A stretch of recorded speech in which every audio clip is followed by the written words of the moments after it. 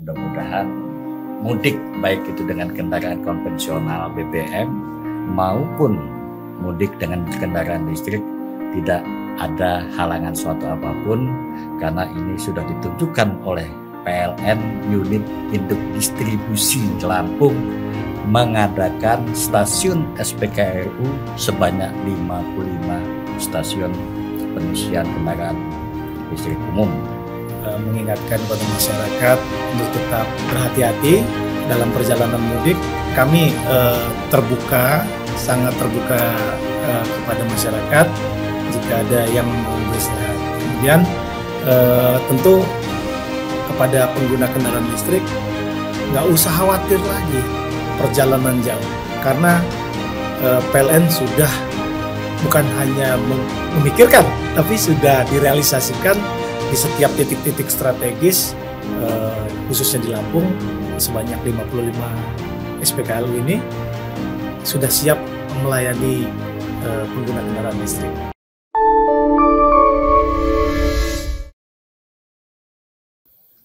Halo Sobat Lampung Pos, jumpa lagi di podcast Lampung Pos Update bersama saya Sylvia Agustina. Nah, sebentar lagi kita bakal merayakan Hari Besar Keagamaan Nasional Idul Fitri 2025. Saat merayakan Idul Fitri, nah untuk saat ini satu hal atau salah satu elemen yang sangat penting bagi kehidupan kita di dalam kehidupan sehari-hari adalah listrik. Nah, kita akan bahas nih bahas banyak. Saat ini udah kedatangan tamu nih di podcast Lampung Pos Update. Sudah hadir bersama saya ada Ketua Yayasan Lembaga Konsumen Indonesia atau YLKI Provinsi Lampung, Bang Subadrayani. Bang Badra, selamat datang. Selamat sore, terima kasih Fitri ya? Silvi. Dan selain ada Ketua YLKI Lampung, hadir juga ada Manajer Komunikasi dan TJSL PLN UID Lampung, Bang Dharma Saputra. Selamat datang Bang Dharma di podcast Lampung Pos Update. Selamat sore, terima kasih Mbak Silvi. Iya, oke. Sahabat Lampung Pos, kita bakal ngobrol banyak nih, terutama terkait dengan keandalan listrik di masa Idul Fitri, juga yang sekarang nih masyarakat kita kan sudah mulai beralih ya, dari kendaraan berbahan bakar BBM ke kendaraan listrik. Kita akan tanya seperti apa sih kesiapan dari PLN, juga seperti apa hak-hak masyarakat, apakah sudah terpenuhi nih dalam memperoleh akses kelistrikan khususnya di kendaraan listrik. Oke, pertama mungkin saya tanya ke Bang Dharma dulu nih. Dari PLN, Bang Dharma, ini kan sudah mau lebaran ya, pasti banyak sekali kebutuhan pasokan listrik ya. Untuk menjaga keandalannya, apa saja yang sudah dilakukan oleh PLN UID Lampung? Baik, terima kasih. Jadi saya duluan untuk ngomong ya. Iya. Jadi PLN Unit Induk Distribusi Lampung tentunya merujuk dari instruksi dari PT PLN Persero Korporat di Jakarta, bahwa kita sudah jauh-jauh hari sebelum Ramadan itu kita sudah melakukan pekerjaan pemeliharaan. Jadi kita semua unit, kebetulan di Lampung ini ada 22 unit layanan pelanggan, di bawah 4 unit pelaksana pelayanan pelanggan. Jadi semua bergerak sama, kita satukan langkah bahwa kita bertujuan bagaimana masyarakat Lampung yang merayakan, yang menjalani ibadah Ramadan dan merayakan Idul Fitri 2025 nanti secara aman dan nyaman. Jadi jauh-jauh hari kita sudah melaksanakan itu. Nah, kemudian pada saat sekarang, ini kita secara data bahwa diprediksi daya mampu pasok pada saat Hari Raya Idul Fitri nanti itu sebesar 1.339 megawatt dengan beban puncak 1.182 megawatt, sehingga ada cadangan daya sebesar 13%. Jadi ini insya Allah sangat cukup untuk Provinsi Lampung. Kemudian personil kita yang dikerahkan itu sebanyak kurang lebih 1.500 personil se-Lampung yang kita taruh atau disebarluaskan di 104 lokasi posko Rafi 2025 Dan ada lagi tambahan 9 lokasi atau posko untuk Icon. Icon ini adalah subholding dari PLN yang bergerak di bidang telekomunikasi atau internet. Selain itu, kita juga sedang menyiagakan 55 unit SPKLU, stasiun pengisian kendaraan listrik umum, di 34 lokasi yang tersebar selampung, baik di dalam tol maupun di luar tol. Seperti itu Mas Silvi. Iya, oke. Mungkin kita bahas lebih ke ininya ya, kesiapan kendaraan listrik untuk kebutuhan sehari-hari dulu nih. Ini kan masyarakat kan sekarang menggunakannya dalam bersama nih, misal untuk sahur, kemudian berbuka itu kan beban puncaknya tinggi nih Bang. Nah itu sempat ada kendala nggak sih kalau untuk di Provinsi Lampung? Alhamdulillah ini kita bentar lagi ya, mungkin sekitar 5 hari ya, 6 hari ya, mendekati Hari Raya Idul Fitri. Alhamdulillah tidak menemui kendala apapun, karena secara data kemampuan daya pasok kita sudah di atas dari beban puncak. Makanya tadi ada reserve margin 13%. Nah tinggal seluruh insan PLN yang diberikan tugas dalam mengamankan Rafi 2025 ini, Ramadan dan Idul Fitri 2025 ini, dengan serius dan tentunya dengan ikhlas untuk melayani masyarakat dengan baik. Ini teman-teman 1.500 personil kita sudah di posnya masing-masing dengan berbagi jam shift ya. Jadi sehingga 24 jam akan terlayani semua. Seperti itu. Ya, jadi poskonya udah mulai ya Bang ya? Sudah kita bangun dari sekitar 2 hari yang lalu. Itu sampai kapan Bang posko itu akan melayani masyarakat? Baik. Untuk siaga Rafi 2025 di PLN ditentukan H-8 sampai H+8. Jadi H-8 dan H+8 itulah kita sudah mulai membangun posko dan mempersiapkan baik personil maupun peralatan pendukung serta material-material cadangan distribusi yang cukup dan memadai. Ya, oke Bang Dharma. Ini saya sekarang ke YLKI nih.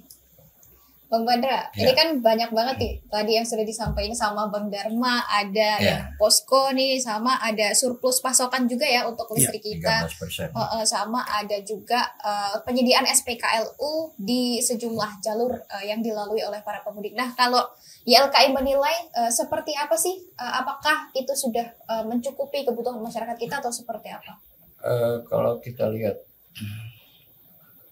kualitas layanan PLN semakin kesini semakin menunjukkan kesiapan ya untuk melayani masyarakat di sektor ketenaga listrikan. Apalagi kalau dulu persoalan kita kan hanya melulu di defisit daya. Saya hari ini dengar dari Mas Dharma ada surplus 13%. 13%. Oleh karena itu dari sisi layanan ketersediaan aliran itu oke. Kemudian bagaimana di layanan-layanan lainnya? Seperti Mbak bilang bahwa di bulan Ramadan ini kebutuhan untuk menggunakan tenaga listrik lebih besar karena ada jam sahur. Mungkin itu ada jam sahur. Mungkin Mbak Fitri anggap jam sahur itu adalah merupakan beban puncak penggunaan konsumen. Sekira karena ketersediaan itu cukup, maka tidak ada persoalan.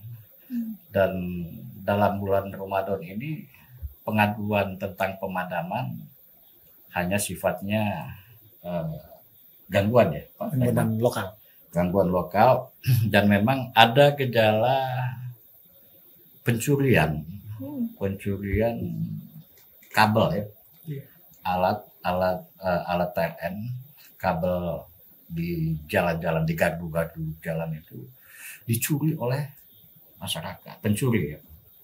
Kemarin di Bohoman di sekitaran saya dan kebetulan di wilayah saya itu di jam 3 malam saya menyampaikan keluhan itu, ada pemadaman. Saya coba hubungi langsung dan ternyata diinvestigasi, ternyata ada pencurian kabel gardu ya, tembaga.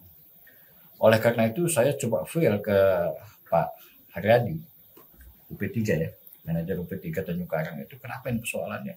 Ini harus dilacak, ditelusuri sehingga ada efek jerah bagaimana nilai keekonomian daripada kabel ini kok sehingga tertarik untuk dicuri? Padahal kan resikonya cukup besar, tinggi ya, bisa kesetrum dan rupanya mahal juga itu Mbak Fitri.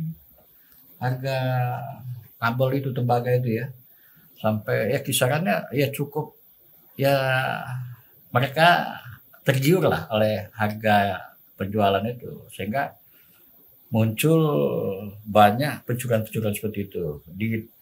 Coba ditelusuri, saya kira mereka sudah bekerjasama dengan Babinsa ya, Pak Dharma Babinsa, dan ini harus dijaga. Akhirnya metode mereka untuk bekerjasama dalam soal keamanan jaringan kabel itu kerjasamakan dengan Babinsa. Saya kira polisi harusnya juga bertanggung jawab di Kabit Kamtipmas ya, supaya sama-sama bahwa ini adalah aset strategis nasional ya. Proyek Pak Darman nih, PLN ini harus menjadi perhatian kita semua unsur tanggung jawab bersama. Objek vital sehingga ya secara otomatis Polri memiliki tanggung jawab ditelusuri siapa itu pencurian, sehingga menurut dari UP3 ini dari masyarakat Prensewu ini harus ditangkap. Tidak ini mengganggu kenyamanan kelistrikan masyarakat, dan PLN juga rugi dong. Nah, mudah-mudahan Polri bisa punya perhatian khusus. Kemudian yang mencolok adalah P2TL. Nah ini kita lagi sedang pastikan P2TL ini bisa bergerak dengan baik, karena prinsipnya YLKI melihat bahwa kita harus menciptakan keharmonisasian.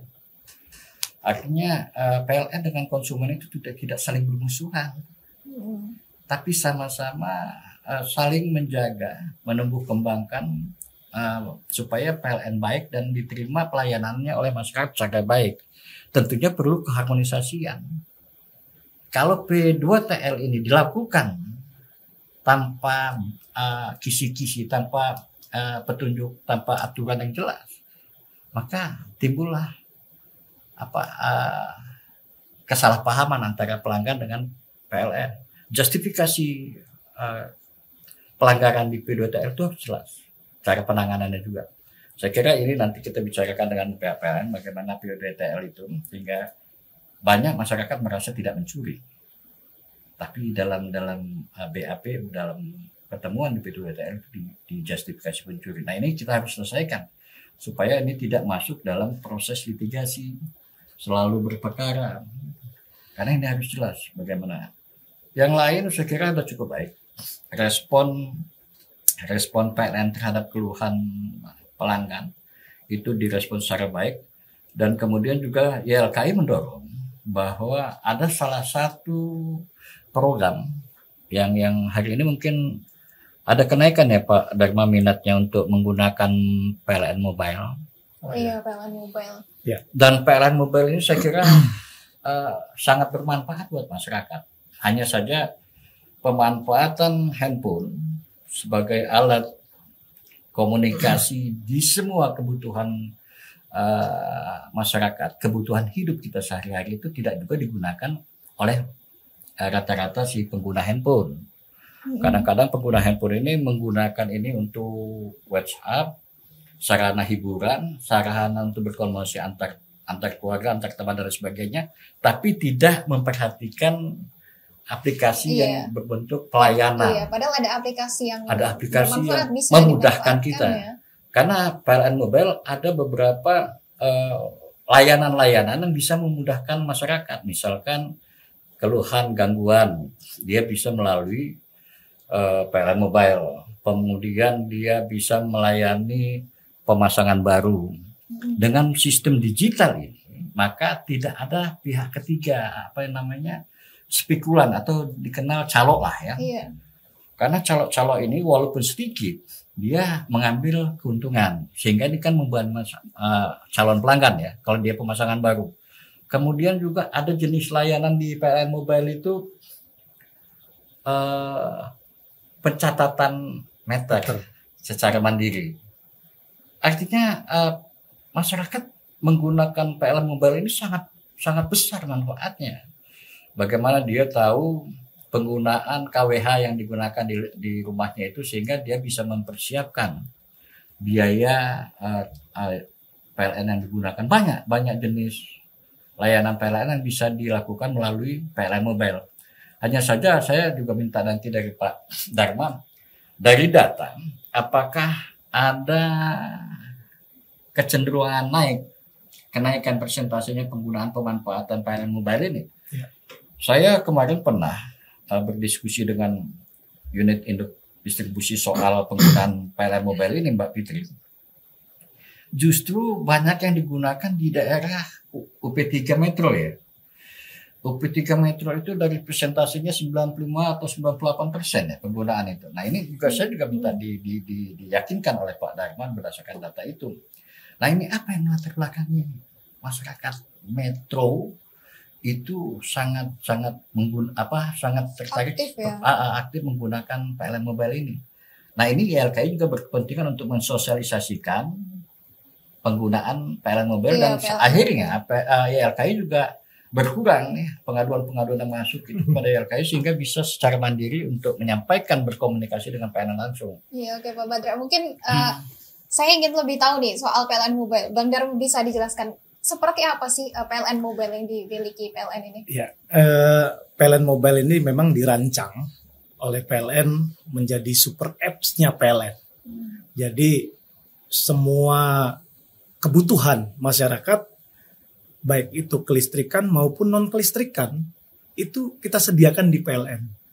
Contoh terkait kelistrikan, masyarakat tadi benar kata Bang Mandra, ada pengaduan yang tidak lagi melalui perantara.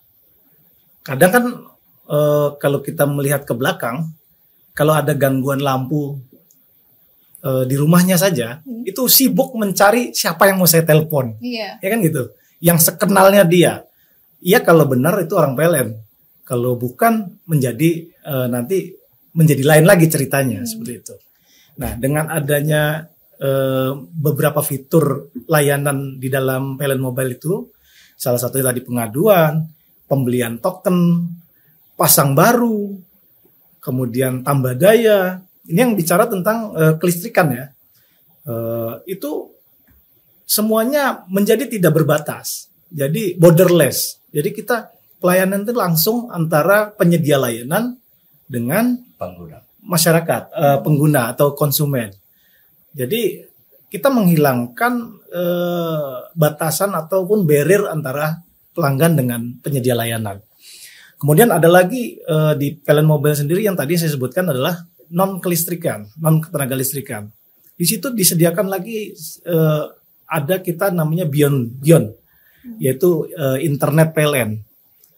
Masyarakat bisa daftar Iconnet. Iconnet ini adalah salah satu produk internetnya PLN. Itu disediakan layanan di situ. Kemudian ada marketplace. Masyarakat yang tergabung dalam UMKM, memiliki UMKM, itu bisa menjadi agent-agentnya di dalam marketplace-nya PLN. Jadi kita di sini membantu sesuai dengan misinya PLN, bagaimana kelistrikan itu menghidupkan ekonomi masyarakat. Nah, disitulah implementasinya di dalam PLN Mobile. Kita sediakan layanan marketplace, biar masyarakat langsung bisa mencari produk-produk UMKM. Nah, ada lagi selain itu, ada layanan terkait kendaraan listrik umum. Di situ ada fitur namanya SPKLU. Fitur layanan SPKLU. Jadi masyarakat pengguna atau pemilik kendaraan listrik, khususnya mobil listrik ya. Nah, sekarang udah marak nih di semua daerah, sudah marak, meningkat sekali penjualan. Tapi saya tidak memegang data rincinya karena memang bukan kewenangan kami untuk punya data itu.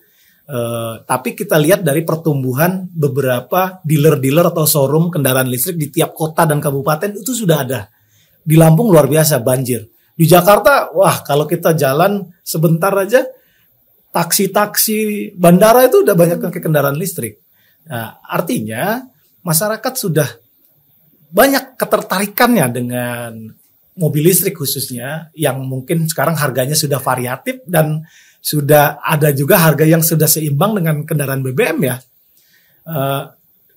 Akhirnya kita menuntut PLN untuk membuat layanan atau fitur layanan secara digital, yaitu layanan ada SPKLU di situ menunya. Nah, pada saat kita menggunakan menu SPKLU di PLN Mobile itu selaku pengguna kendaraan listrik, kita udah dipandu minim satu terkait kita tahu lokasi terdekat dari kendaraan listriknya itu SPKLU yang ada. Karena kan kebutuhan masyarakat kalau pengguna mobil listrik itu kan di mana sih saya mau ngecasnya kan gitu. Nah, ini dibantu oleh PLN Mobile. Ketahuan titik terdekatnya sampai radius 20 kilo. 20 kilo udah terbaca. Oh, di 20 kilo ke depan ada nih. Seperti itu. 10 kilo ke depan ada nih. Nah, itu sudah jelas titik-titiknya. Kemudian mengisinya juga melalui aplikasi PLN Mobile lagi di SPKLU itu. Jadi terhubung dengan SPKLU yang ada, yang terdaftar di PLN. Seperti itu, Mbak. Jadi memang tujuan dan cita-cita PLN membangun PLN Mobile itu sebagai super apps yang memudahkan semua kegiatan masyarakat, baik itu yang berhubungan dengan ketenaga listrikan ataupun tidak ketenaga listrikan, tapi berhubungan dengan PLN. Iya. Ingat PLN Mobile, pasti ingat PLN. Iya. Kan gitu. Betul banget sih, Bang. Oke. Bang, ini kan tadi banyak banget fitur yang sudah diberikan ya oleh PLN Mobile. Nah, ini kan salah satunya adalah SPKLU. Karena kita sudah memasuki masa mudik lebaran nih, Bang. Kita akan membahas nih terkait dengan SPKLU yang sudah disediakan oleh PLN. Itu ada berapa, di mana saja titiknya? Iya. Kabar gembira sama masyarakat Lampung khususnya atau yang mau melintasi Lampung. Hampir tiap rest area di tol Trans Sumatera, bukan hampir, semua rest area tol Trans Sumatera, baik yang menuju Palembang dari Bakahuni ke Palembang atau sebaliknya dari arah Palembang ke Bakahuni, itu semua rest areanya sudah disediakan oleh PLN SPKLU dengan berbagai macam tipe. Sehingga ini sangat memberikan sebuah ketenangan, kenyamanan bagi pemudik. Nah, khususnya pemudik ya, pemudik yang menggunakan kendaraan listrik. Di situ juga kita sediakan petugas-petugas kita yang siap melayani. Jadi bukan hanya mesinnya, iya, ada petugasnya. Ada juga petugasnya kayak kalau di ini ada SPBU ada petugasnya gitu. Nah, ini kita ada petugasnya membantu bagaimana caranya masyarakat menggunakan alat ini. Yang pasti kan ada yang masih awam, ada yang sudah paham. Nah, kita membantu itu. Kemudian ada posko-posko juga untuk masyarakat yang mungkin mau istirahat dalam perjalanannya masih jauh, dia mau istirahat yang bisa digunakan posko-posko di SPKLU PLN.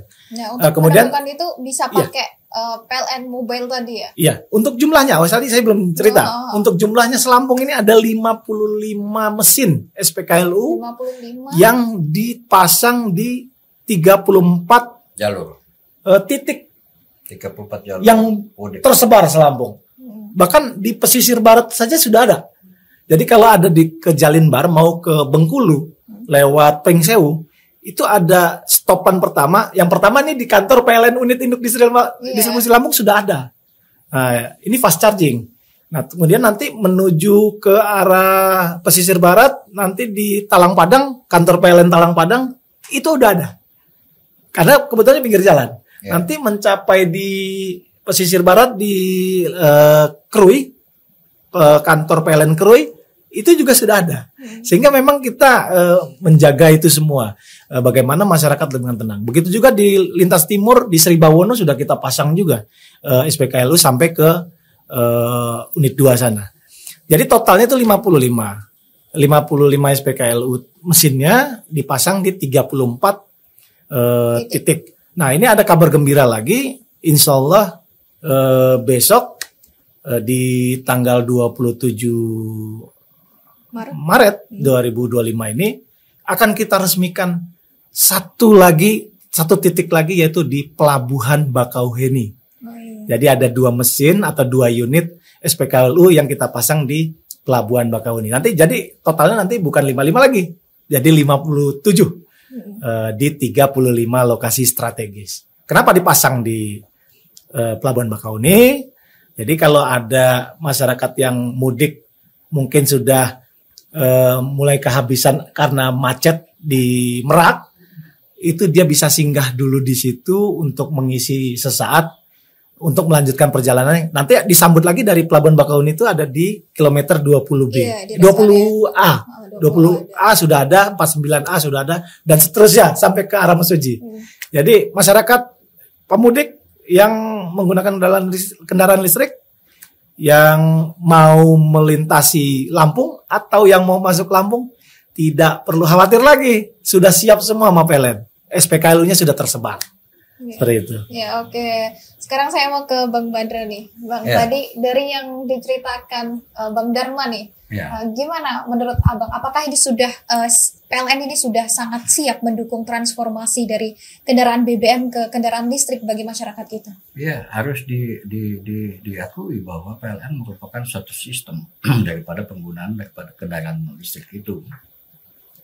Tanpa kesiapan PLN untuk menyiapkan sarana penunjang yang tadinya BBM ini menggunakan energi listrik, dan energi listrik itu diberikan kepada kendaraan listrik melalui stasiun pengisian kendaraan listrik umum SPKLU, dan sudah ada 55 titik dibangun oleh PLN, besok di nambah satu lagi ini.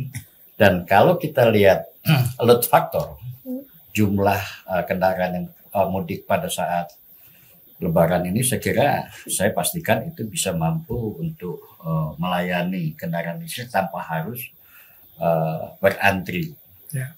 Ini kan kita pengadaan SPKLU ini supaya tidak ada antrian dalam biar nggak stuck. Ya, tidak stuck dan mengganggu kelancaran daripada si pemudik itu. Memang harus diakui Mbak Fitri, kecenderungan kenaikan penggunaan kendaraan listrik ini begitu banyak, begitu besar, begitu tinggi. Kalau menurut data di PLN pusat itu 500% ya, dari penggunaan mudik Lebaran yang tadinya 4.000 saja, diperkirakan sekarang musim mudik Lebaran ini ada 21.000 sekian. Meningkat banyak ya Bang? Meningkat 500% menurut data. Itu untuk digunakan masyarakat untuk mudik. Artinya kendaraan ini digunakan berjalan dengan jarak jauh. Nah, ini membuktikan bahwa apakah PLN mensupport atau negara mensupport kendaraan listrik ini bisa dimanfaatkan oleh masyarakat di Indonesia ini dan siap untuk digunakan dengan perjalanan jauh. Dan tentunya kita harus support, PLN juga support, dan mudah-mudahan kalau saya lihat, maka saya tanya kemarin dengan Pak manajer niaga ya.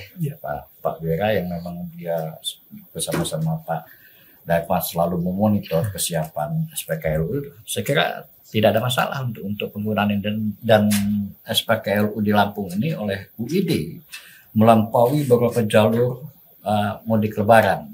Sampai di setiap UP3 ada, di ULP ada, sehingga memudahkan itu. Dan inilah tadi seperti kembali lagi kata Pak Dharma, bahwa PLN Mobile ini bisa membantu mengarahkan seperti Google Map lah ya. Iya, bisa tahu titik-titiknya. Penonton. Jauh lagi. Karena memang rasionalisasi penggunaan listrik itu 400 kilo ya Pak Dharma ya, rata-rata kendaraan listrik. Rata-rata Pak, berapa jam? Ngisinya? 400 km ya. Iya. Kalau ngisi berapa jam? Kalau ngisi yang tergantung ultra fast charging atau fast charging gitu. Ya, mesinnya semakin besar semakin cepat. Dan kemudian kemarin karena ada kendala juga. Saya ngobrol dengan Pak Wira, dengan manajer niaga itu. Waktu ada kejadian di Bakauheni ya Pak Dharma ya. Sehingga masyarakat stuck di atas kapal, dia menggunakan kendaraan dengan AC dan sebagainya, sehingga rasionalisasi jarak ini tidak lagi sesuai.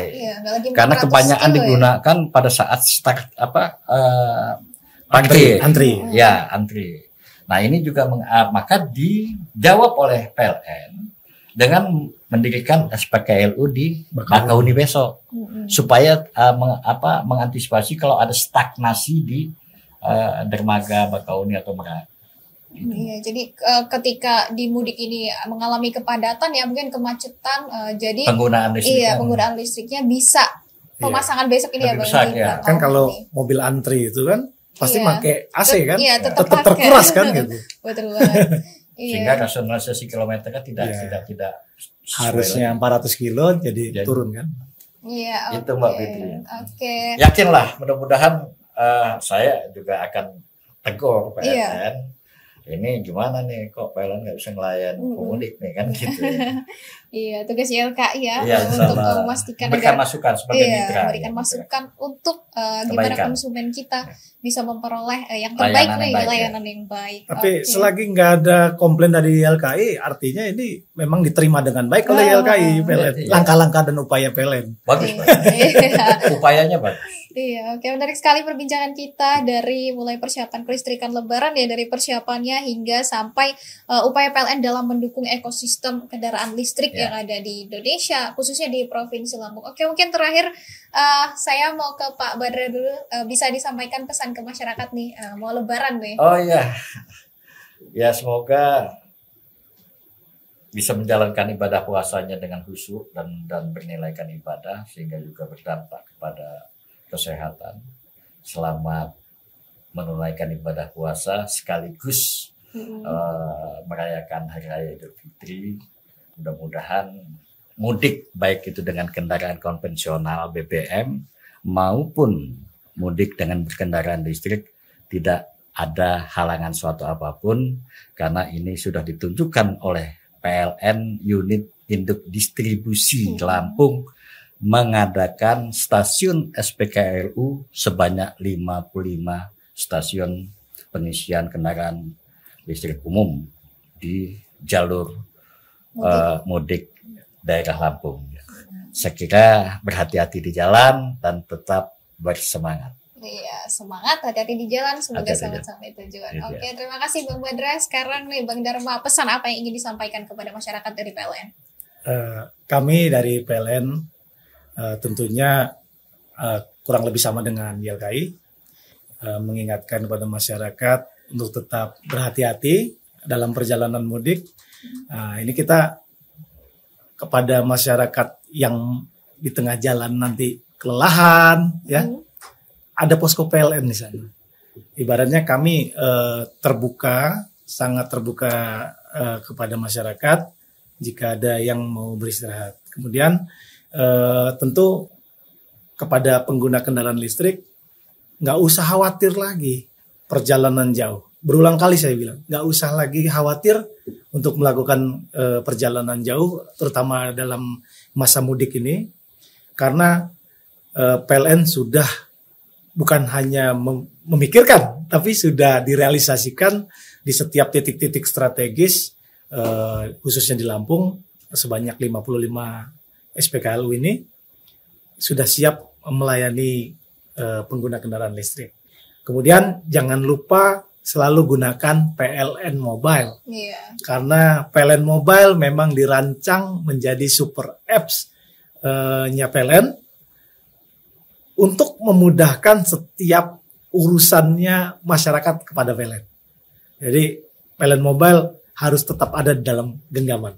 Iya. Itu saja. Oke, terima kasih Bang Dharma, Bang Badra sudah hadir sama-sama. di podcast Mbak Lampung Fitri, Pos siap. Update, sudah memberikan banyak informasi nih kepada sahabat Lampung Pos soal kondisi kelistrikan kita saat ini, dan juga yang paling penting adalah jangan takut untuk jalan jauh sekarang ya, Iya. untuk mudik jauh menggunakan kendaraan listrik karena sudah banyak SPKLU yang disediakan oleh PLN. Oke, sekali lagi terima kasih Bang sudah hadir di podcast Lampung Pos Update. Oke, sahabat Lampung Pos, sampai jumpa di episode berikutnya. Saya Silvi Agustina dan kru yang bertugas pamit undur diri. Salam sehat, sampai jumpa.